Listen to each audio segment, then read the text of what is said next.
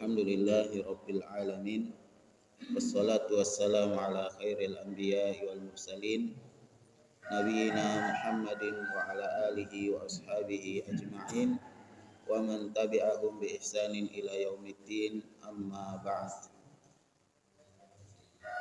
Bapak Ibu sekalian, para jamaah yang dirahmati oleh Allah Subhanahu wa taala, alhamdulillah senantiasa kita bersyukur kepada Allah Subhanahu wa taala atas semua karunia dan kenikmatan yang senantiasa Allah Subhanahu wa taala anugerahkan kepada kita, sehingga kita bisa melaksanakan berbagai macam aktivitas, berbagai macam kegiatan, dan yang paling penting yaitu kita bisa melaksanakan kewajiban kita sebagai hamba Allah yang beriman.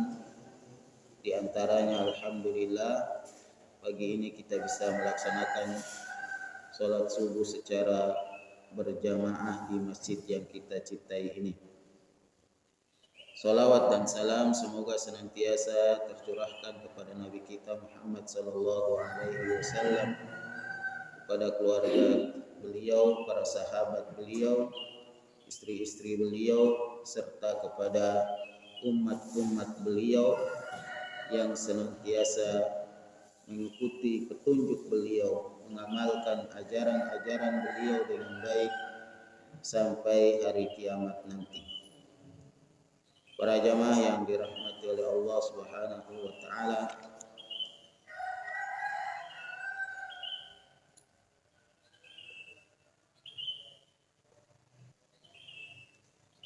pada pembahasan kita kali ini kita akan membahas secara ringkas terkait dengan ibadah haji, karena ini sebentar lagi masuk bulan Dzulhijjah, dan salah satu di antara keutamaan dari 10 hari pertama di bulan Dzulhijjah yaitu disyariatkannya bagi kaum muslimin untuk melaksanakan ibadah haji, yang mana ibadah haji ini tidak dilakukan di bulan-bulan yang lain. Maka dari sisi atau definisi dari ibadah haji, secara bahasa haji itu artinya al-qasdu, maksud. Adapun dari sisi syariat, definisi haji itu yaitu maksud untuk melaksanakan sebuah ibadah karena Allah dengan melaksanakan manasik haji di tempat yang khusus, di waktu yang khusus, sesuai dengan petunjuk Rasulullah sallallahu alaihi wasallam. Ini pengertian daripada haji secara istilah syar'i. Adapun hukum haji, hukumnya wajib bagi yang mampu. Di antara dalil yang menunjukkan hal demikian dari Al-Qur'an yaitu firman Allah Subhanahu wa taala, walillahi 'alan nasi hijjul baiti man istata'a ilaihi sabila. Dan bagi Allah Subhanahu wa taala mewajibkan bagi manusia hijjul bait, melaksanakan ibadah haji di al-bait yaitu Masjidil Haram, bagi siapa yang mampu, bagi siapa yang sanggup Kemudian firman Allah yang lain, wa atimmul hajja wal umrata lillah. Sempurnakanlah ibadah haji dan umrah karena Allah Subhanahu wa taala.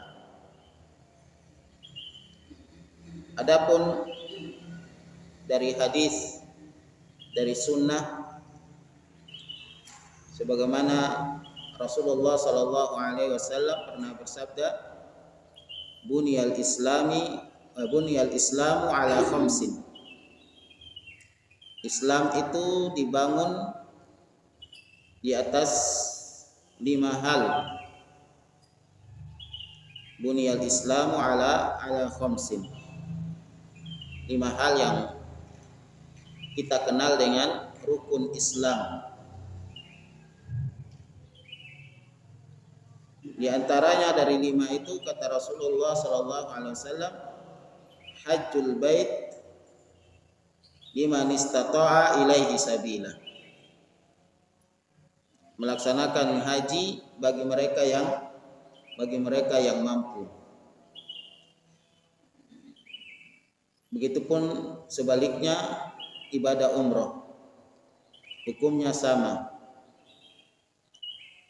Namun perlu diperhatikan Bapak Ibu sekalian, terkadang kita merasa tidak mampu sehingga kita tidak ada keinginan untuk melaksanakan ibadah haji ataupun ibadah umroh. Seharusnya setiap orang itu berusaha. Ya, setiap orang itu ada, paling tidak ada kemauan yang keras, ada keinginan, ada azimah, ada raghbah untuk bisa melaksanakan ibadah haji dan ibadah umroh. Kemudian berusaha semampunya,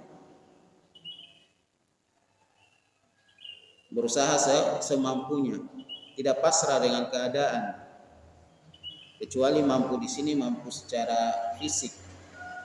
Kalau mungkin mampu secara fisik ini tidak bisa kita paksakan. Tapi kalau dari kemampuan dari sisi finansial, dari harta ini bisa diusahakan. Maka kita yang mungkin saat ini merasa kurang mampu dari sisi finansial, bukan berarti kemudian kita tidak ada keinginan untuk melaksanakan ibadah haji. Tidak ada kemauan. Kalau siapa yang memang benar-benar ingin melaksanakan ibadah haji, punya kemauan sungguh-sungguh, pasti Allah Subhanahu wa taala akan memudahkan. Dan ini banyak sekali kita lihat orang-orang yang mungkin kalau kita hitung-hitung sebenarnya tidak bisa dia berangkat umroh, tidak bisa dia melaksanakan ibadah haji. Saya pernah ketemu jamaah nenek-nenek, ya, nenek-nenek usianya sudah 60-an, bisa berangkat umroh, padahal pekerjaan sehari-hari beliau jadi pemulung. Tapi karena semangat beliau untuk bisa ke tanah suci, bisa melaksanakan ibadah umroh dan juga ibadah haji, dari hasil yang beliau dapat setiap hari beliau tabung. Kurang lebih beberapa tahun beliau bisa berangkat umroh. Dan ini juga dari haji tahun ini, kemarin saya lihat di berita itu beberapa hari yang lalu, ada seorang yang kerjaannya cuma pedagang kaki lima biasa,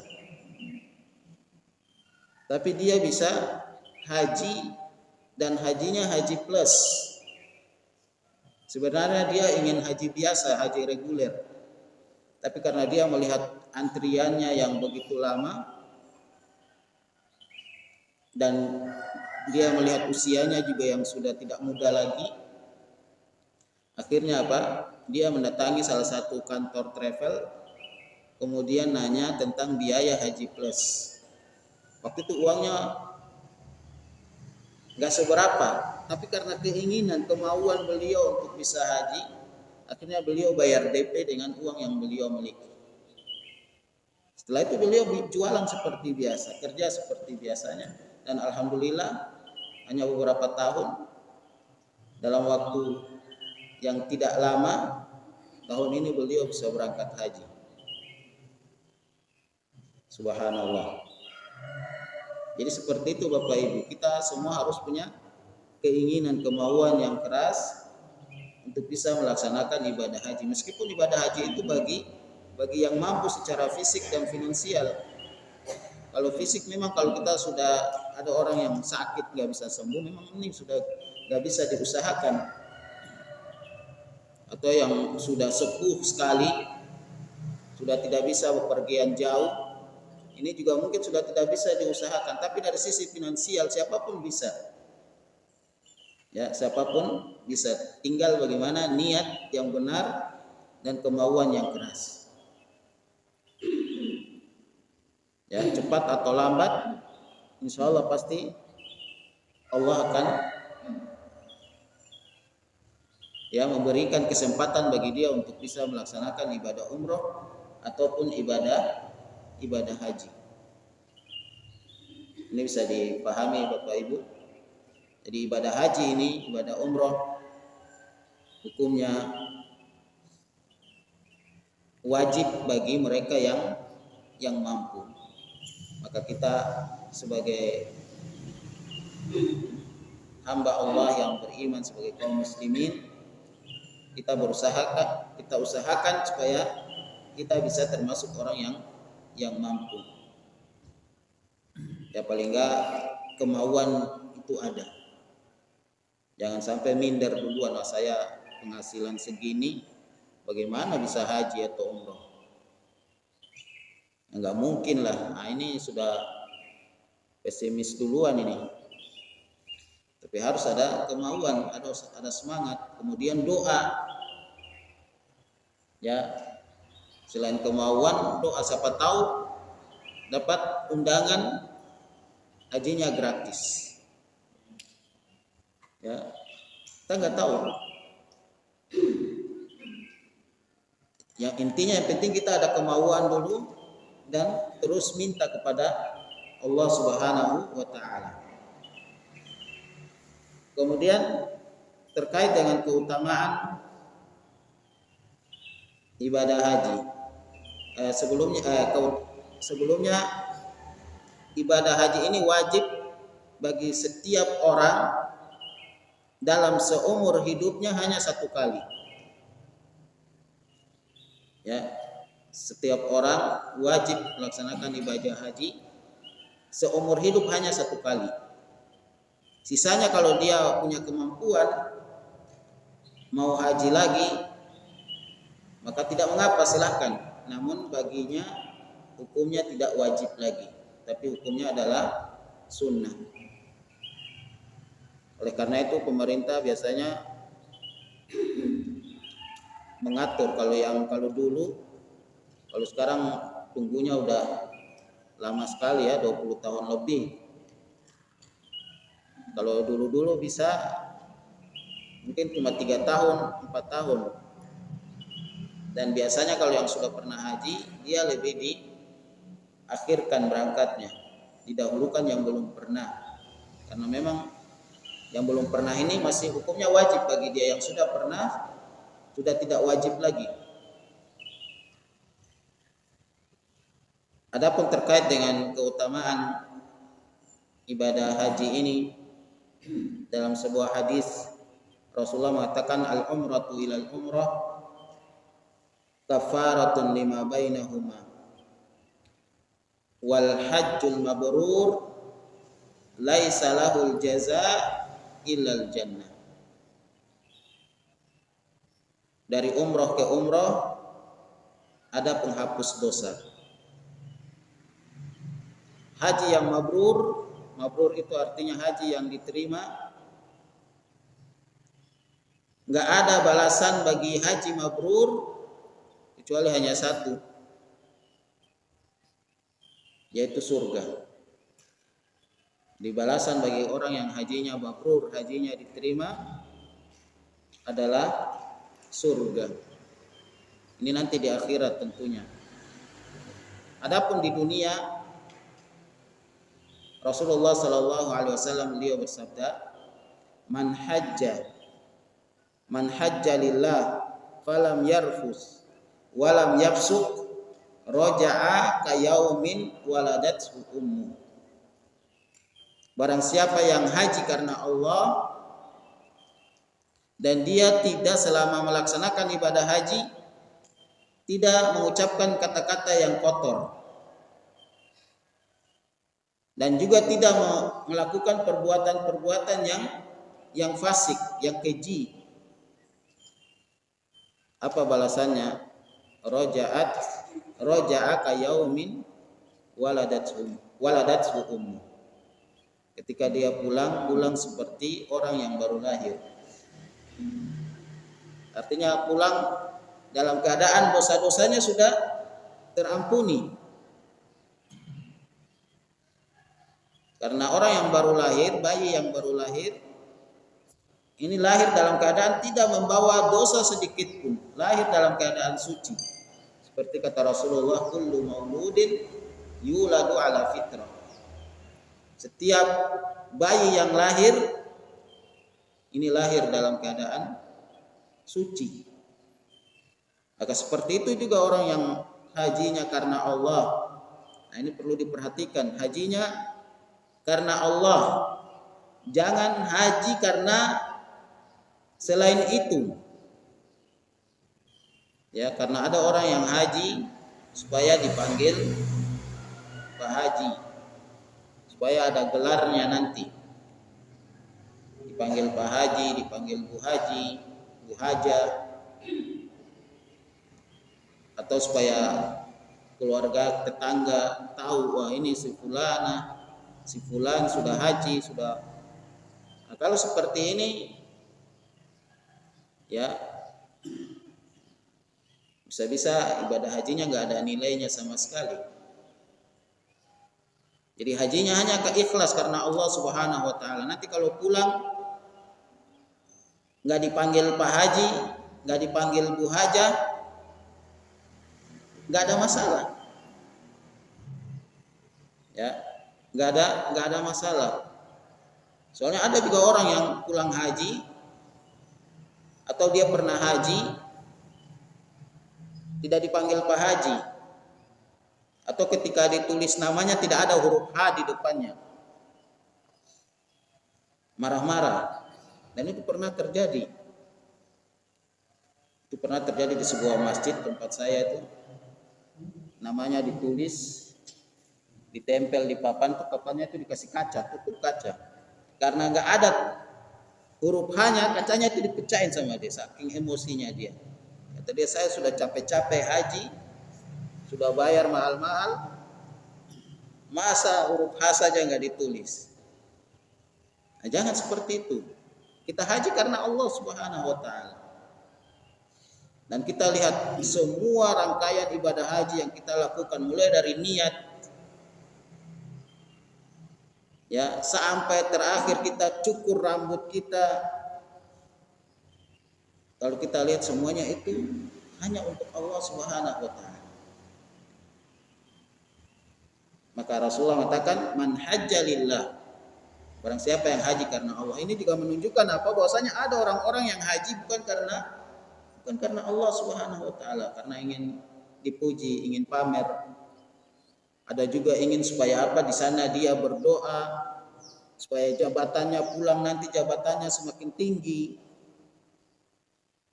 Ya. Ada yang supaya semakin penghasilannya semakin banyak, ada yang supaya semakin terkenal, ada seperti itu. Ada juga yang ke sana buat dalam rangka untuk mengambil keuntungan duniawi. Nah, ini yang tidak diinginkan oleh Allah Subhanahu wa taala. Yang diinginkan oleh Allah, haji itu hanya karena Allah Subhanahu wa taala. Tadi dalam ayat Allah sudah mengatakan apa? Wa atimmul hajja wal umrata lillah. Sempurnakan ibadah haji dan umrah itu karena Allah, untuk Allah. Ya, biar kita nggak rugi.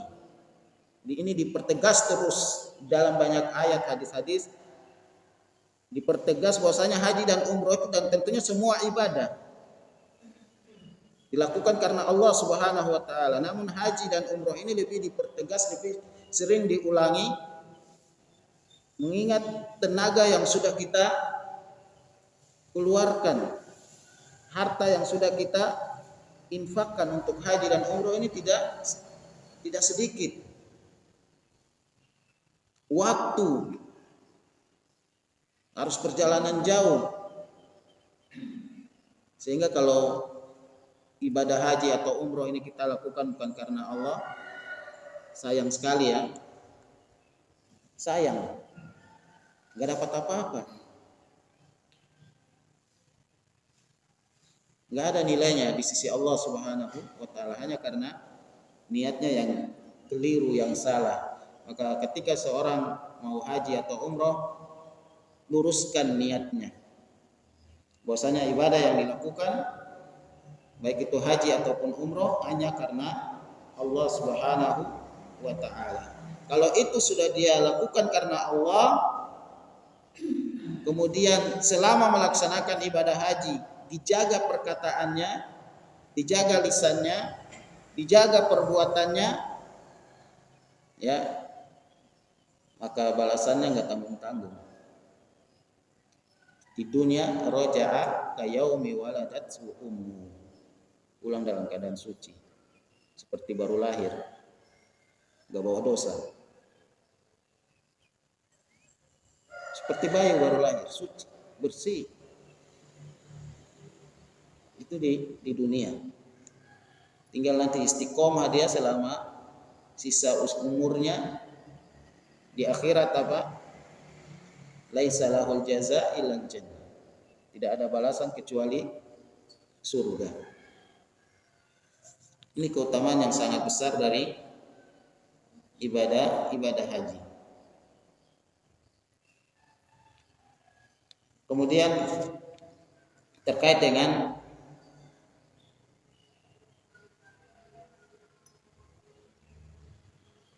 syarat-syarat haji.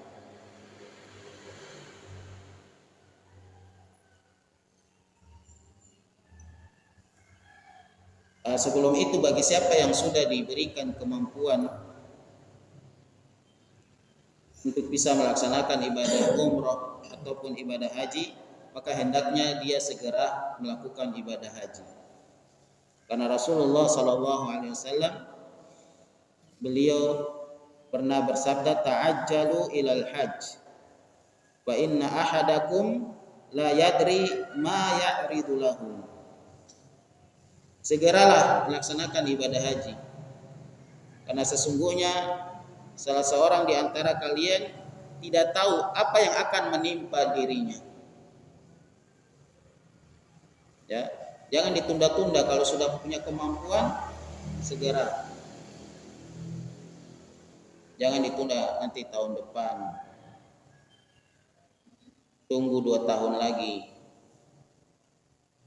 Ya, kalau sudah punya kemampuan segera, karena kita nggak tahu. Karena bisa saja ya ajal datang duluan. Atau mungkin bukan ajal, musibah tertentu sehingga kita tidak bisa melaksanakan safar atau bepergian jauh. Atau musibah yang lain terjadi yang menimpa harta kita. Uangnya keburu diambil orang, dicuri orang. Atau mungkin ditabung di bank, banknya kena hack, tiba-tiba cek saldo sudah nggak ada uangnya, bank nggak tanggung jawab. Ini bisa terjadi. Sehingga kalau siapa yang sudah punya kemampuan, segera untuk melaksanakan ibadah haji. Adapun terkait dengan syarat-syarat haji, ini ada 5 syarat, yaitu yang pertama Islam. Ya, yang pertama beragama Islam. Maka selain yang beragama Islam tidak wajib bagi mereka untuk melaksanakan ibadah haji. Ya, apalagi haji ini dilaksanakan di tanah suci. Ada rangkaian ibadah haji yang dilaksanakan di tanah suci, yang mana tanah suci ini tidak diperbolehkan orang-orang selain Islam untuk masuk. Ini sebenarnya kalau orang-orang kafir itu mau berpikir, mereka bisa saja masuk Islam gara-gara mereka tidak boleh masuk Ka'bah, masuk ke Masjidil Haram, tanah haram. Ini di dunia mereka sudah nggak boleh masuk tanah haram, tanah suci. Di akhirat nggak boleh masuk apa? Masuk surga. Kalau seandainya mereka berpikir itu, mungkin mereka akan masuk Islam. Allah akan kasih mereka hidayah. Jadi yang wajib mereka yang beragama Islam. Kemudian yang kedua, syarat kedua, berakal. Ya, berakal ini maksudnya tidak gila. Kemudian yang ketiga, sudah balik. Yang keempat, bukan budak, hamba yang merdeka. Tapi kalau budak dia melaksanakan haji atas izin dari majikannya, tuannya, maka hajinya sah. Kemudian yang kelima, al-istita'ah, kemampuan. Adapun terkait umroh, hukumnya sama seperti haji, sebagaimana dalil dari Al-Quran, watimul hajja wal umrata lillah.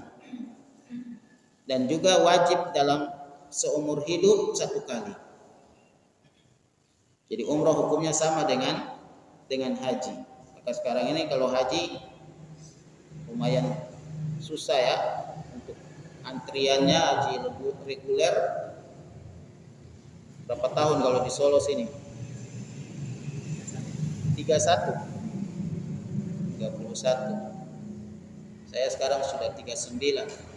Kalau daftar sekarang berarti usia 70 tahun baru berangkat. Ya. Kalau mau yang cepat langsung berangkat ada. Tapi biayanya di atas 300 juta. Ya kalau ada uang ya nggak masalah. Itu pun juga tahun sebelumnya banyak juga yang nggak jadi berangkat padahal sudah bayar, visanya nggak keluar. Tapi kalau untuk ibadah umroh ini lebih mudah insya Allah. Ya, daftar sekarang, seminggu 2 minggu berangkat bisa.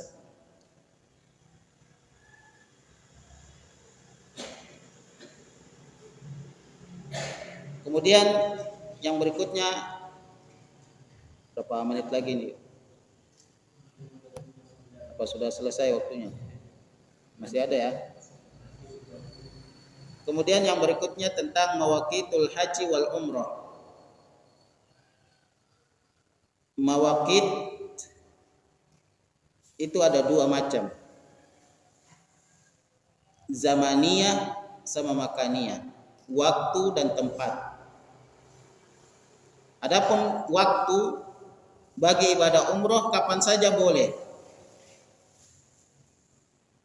Ya, nggak ada waktu yang ditentukan, waktu khusus untuk ibadah umroh. Kapan saja, mau pas hari raya Idul Adha, orang wukuf di Arafah tanggal 9 Dzulhijjah, mau umroh boleh. Jadi ibadah umroh ini sepanjang tahun kapan saja dibolehkan. Adapun haji waktunya terbatas. Ibadah haji itu waktunya mulai dari malam takbiran. Ya, mulai dari malam takbiran hari raya Idul Adha, Idul Fitri sampai 10 hari hari ke-10 dari bulan Dzulhijjah. Berarti berapa bulan itu? Syawal, Dzulqa'dah, Dzulhijjah, 2 bulan setengah ibadah haji. Ini waktu ibadah haji. Jadi boleh orang 1 Dzulhijjah, 1 Syawal ke Makkah sana niatnya mau haji. Tapi kalau niatnya mau haji dari bulan Syawal, jangan haji ifrad, jangan haji qiron juga, tapi ambilnya haji tamattu. Soalnya kalau ifrad nanti sampai Dzulhijjah itu dia harus pakai baju ihram. 2 bulan setengah bajunya baju ihram. Kalau ibu-ibu mungkin masih gampang. Tapi kalau yang laki-laki mau kemana-mana ribet. Jadi boleh dari bulan Syawal itu niat untuk melaksanakan ibadah haji. Sebelum Syawal, Ramadan misalnya, ada orang yang ke Makkah niat hajinya di bulan Ramadan, maka hajinya enggak sah. Hajinya enggak sah kenapa? Karena belum pada waktunya. Ini ibarat orang sholat zuhur sebelum matahari tergelincir atau di waktu duha. Maka sholat zuhurnya enggak sah karena bukan pada waktunya. Kemudian yang kedua, mikot makaniyah, tempat. Maka ibadah umroh dan ibadah haji ini tempat pelaksanaannya sudah ditentukan dalam syariat Islam. Adanya di Makkah sana. Ya. Tempat umroh dan haji ini tempatnya hanya di Makkah.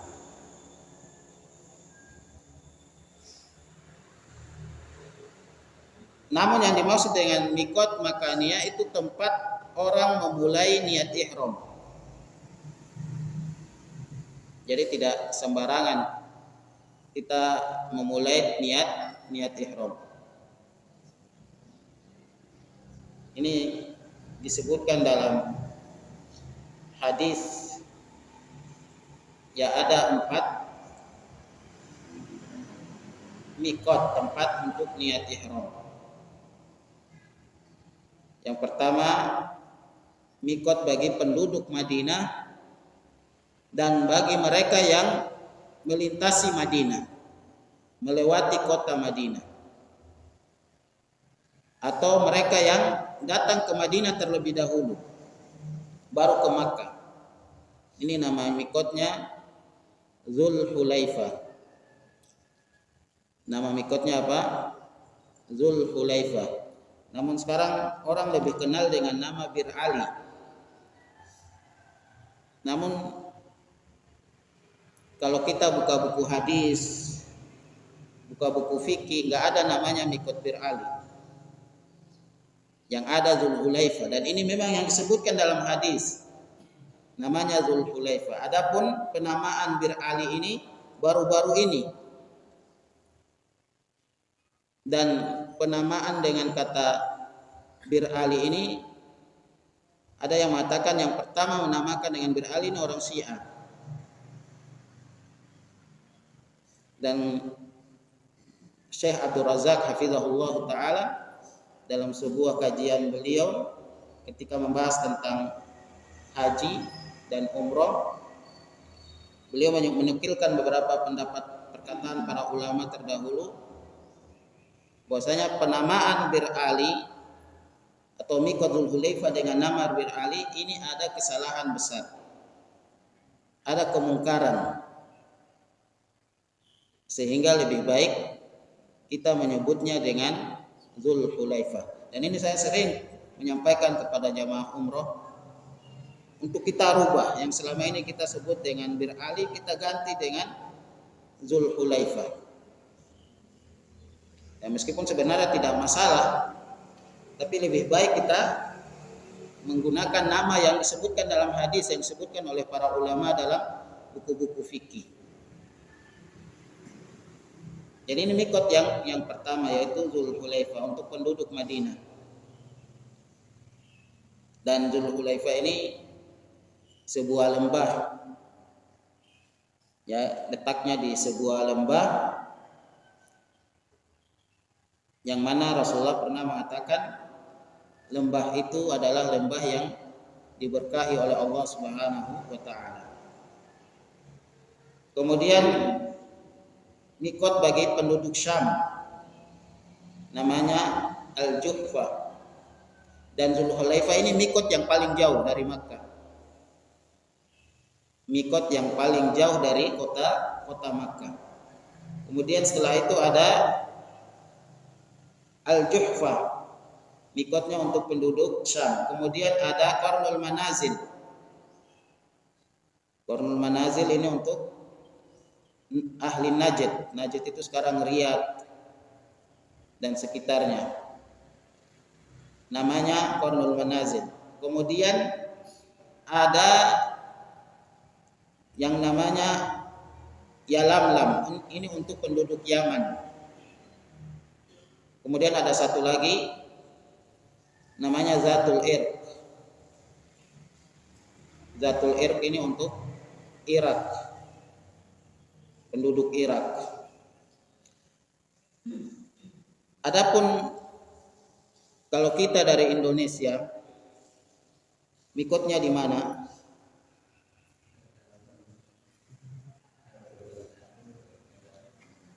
Kebanyakan kalau jamaah Indonesia sebelum ke Makkah mereka ke Madinah. Kalau umroh itu biasanya di Madinah 3 hari, ada yang 4 hari, ada yang 5 hari. Maka kalau ke Madinah terlebih dahulu, maka mikotnya itu di Zulhulaifah. Ada juga yang dari Indonesia langsung ke Makkah. Cuma karena di Makkah itu nggak ada bandara, akhirnya turunnya di Jeddah. Maka mikotnya ini di mana? Mikotnya ini di Yalamlam, nanti pasti pesawat. Karena kalau naik pesawat ke Makkah, pasti yang dilewati itu mikot Yalamlam. Dan ini biasanya kalau di pesawat pasti dikasih tahu sama pihak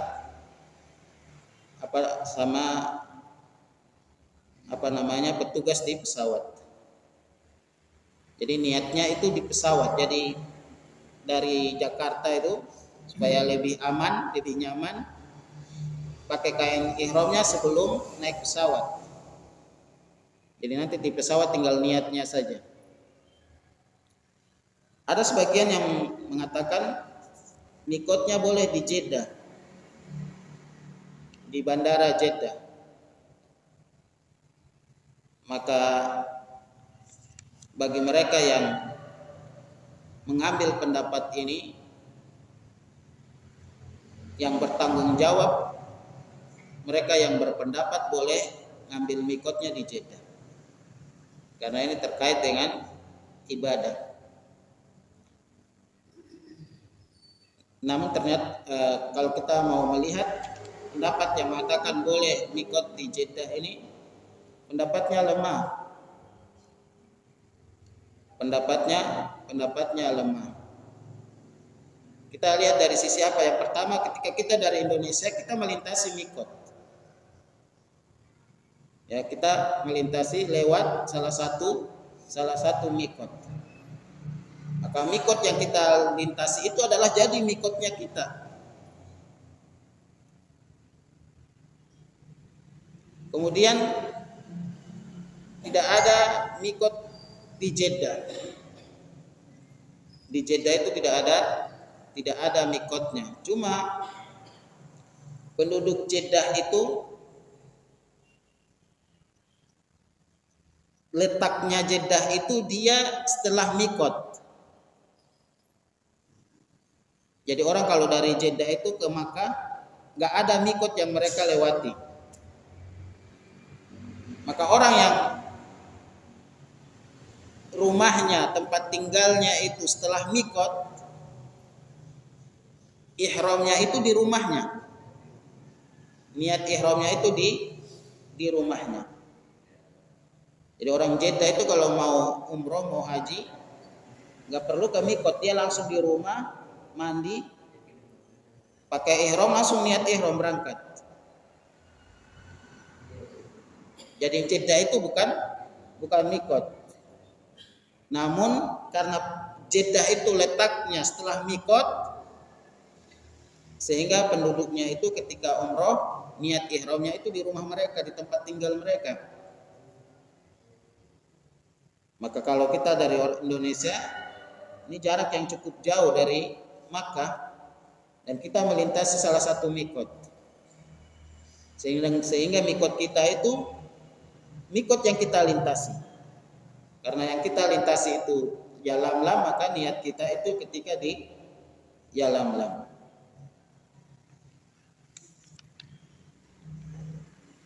Dan tidak ada yang namanya ketika ihram itu sholat ihram, sholat sunnah ihram. Cuman niat ihram itu afdolnya setelah sholat. Lebih afdol lagi kalau setelah sholat wajib. Karena Rasulullah kapan beliau niat ihram? Setelah sholat asar. Namun kalau kita pas waktunya niat ihram bukan waktu sholat, ketika itu kita di Zulhulaifah, cukup dengan melaksanakan sholat sunnah, tapi bukan sholat sunnah ihram, karena tidak ada yang namanya sholat sunnah ihram. Sholat yang dikerjakan adalah sholat tahiyatul masjid, atau mungkin sholat sunnah setelah wudu. Gak ada sholat ihramnya. Ini terkait dengan mawaqit. Masih ada waktu? Cuma 5 menit. Pertanyaan sih, untuk pertanyaan. Ya, mungkin itu saja ya. Saya tambahan sedikit ya tentang rukun ibadah haji. Ini sebenarnya penting. Ya, dalam setiap ibadah itu ada namanya rukun.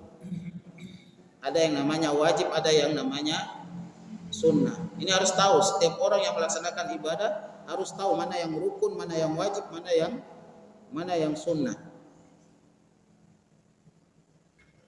Nah, misalnya sholat, apa saja rukun dalam sholat?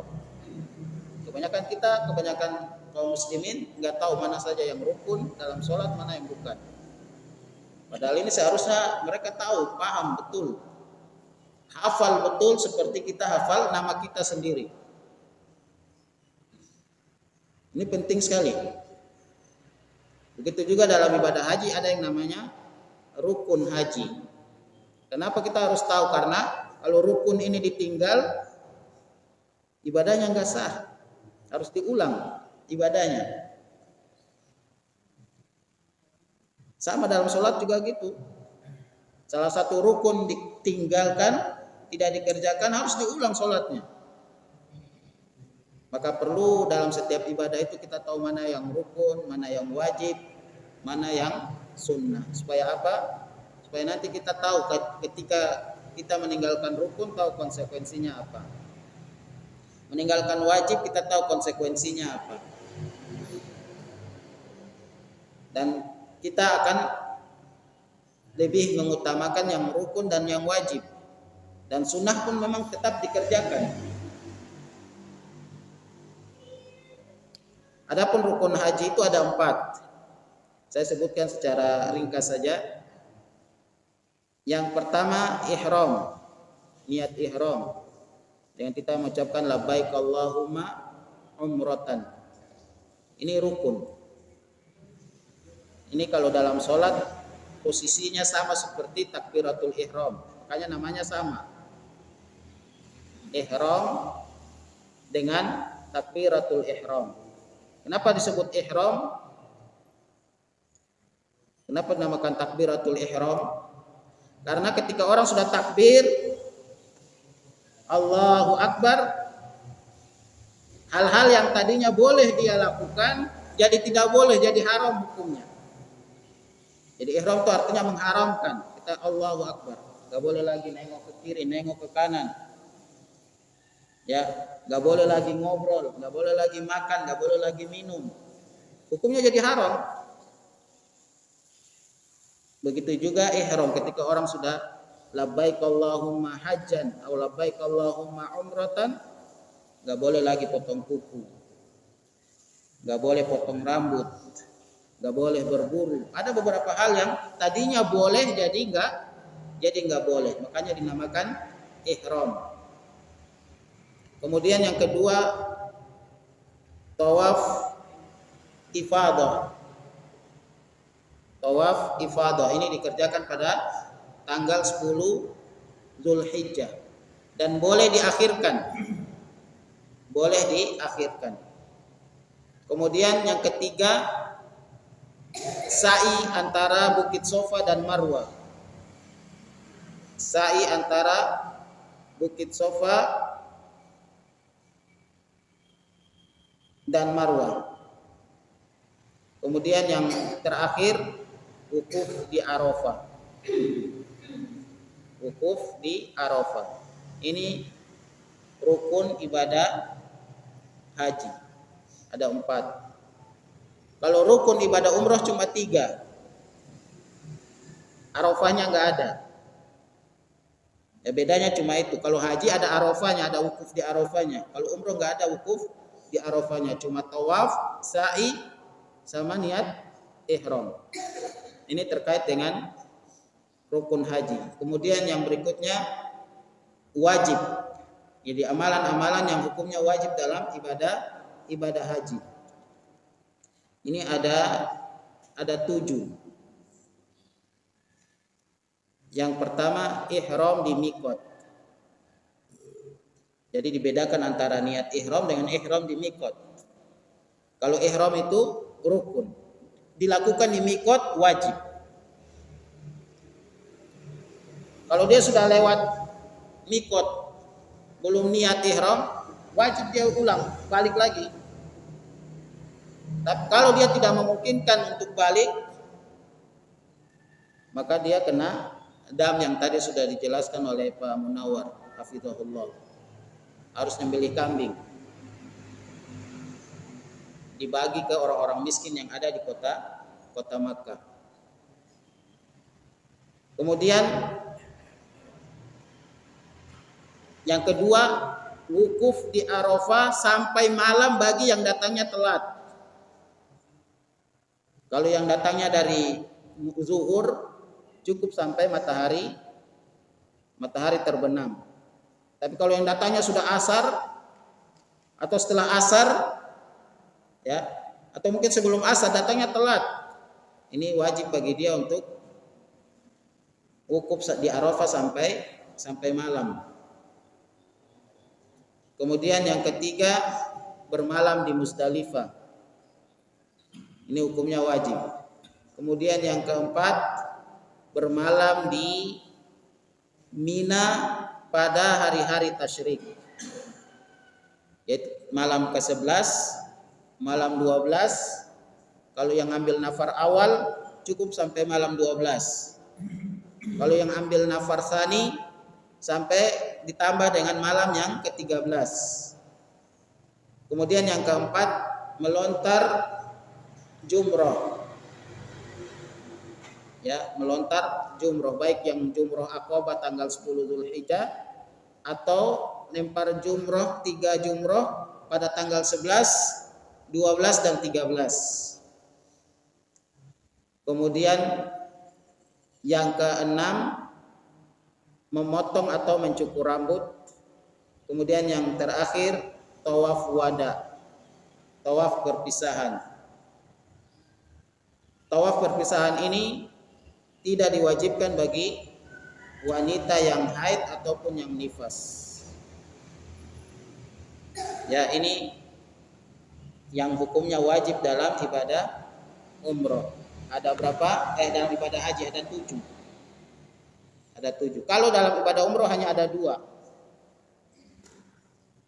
Ya, yang hukumnya wajib dalam ibadah umroh itu hanya ada 2, yaitu apa?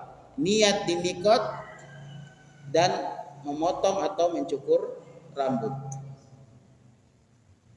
Karena ibadah umrah itu nggak ada lempar jumroh, nggak ada mabit bermalam di Musdalifah, nggak ada bermalam di Mina, nggak ada. Selain yang disebutkan dari yang rukun sama yang wajib tadi, semuanya hukumnya adalah hukumnya sunnah. Kemudian yang terakhir tentang larangan-larangan ihram, tapi karena waktunya sudah tidak mencukupkan, kita cukupkan sampai di sini. Waktunya sudah habis, bahkan mungkin sudah lewat ya. Tapi tidak mengapa, barangkali mungkin ada jamaah yang ingin bertanya, dipersilahkan. Ya, silakan. Para TKI yang sudah menetap lama di Mekah, katakanlah khususnya itu tetap mengambil mikot ke mikot makannya atau enggak? Soalnya kan sudah lama di sana. Ya, sekarang penduduk orang Indonesia yang kerja atau udah tinggal lama di Arab Saudi sana, mereka kalau mau umroh harus mikot dulu apa enggak, dilihat di mana dia tinggal, di kota mana dia tinggal. Kalau dia tinggalnya di Jeddah, nggak perlu dia mikot, niat ihramnya di rumahnya. Tapi kalau tinggalnya di Madinah, ya, kalau tinggalnya di Madinah berarti dia tetap mikot di Zulhulaifah, karena tempat tinggalnya itu di Madinah. Atau kalau dia tinggalnya di Riyadh, maka mikotnya itu di Qarnul Manazil. Jadi tergantung tinggalnya di mana. Kalau tinggalnya di Makkah, nah kalau tinggalnya di Makkah gimana? Kalau di Makkah, orang yang tinggal di Makkah kalau mau umroh, niat ihramnya itu di luar wilayah tanah haram Makkah. Jadi dia harus keluar. Ya, kalau sekarang ini biasanya yang dijadikan tempat ihram itu ada 3 untuk penduduk Makkah. Ada yang Tan'im, atau Masjid Aisyah, kemudian ada di Ji'rana, ada lagi satu di Sa'il Kabir.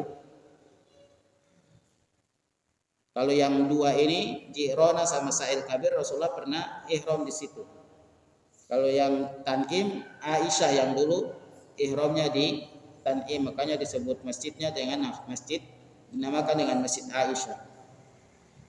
Jadi kalau TKI-nya atau warga Indonesianya tinggalnya di Makkah, kalau dia mau umroh cukup keluar ke tanah haram, ya, kemudian niat ihram lalu masuk lagi. Adapun kalau haji nggak perlu keluar ke tanah haram, langsung dari rumahnya. Kalau di Makkah, ya langsung pakai baju ihram. Misalnya kita ini di sini di Makkah ini, nah kita langsung pakai baju ihram di rumah kita, langsung niat ihram saat itu di rumah. Kemudian berangkat ke Mina atau ke Arafah.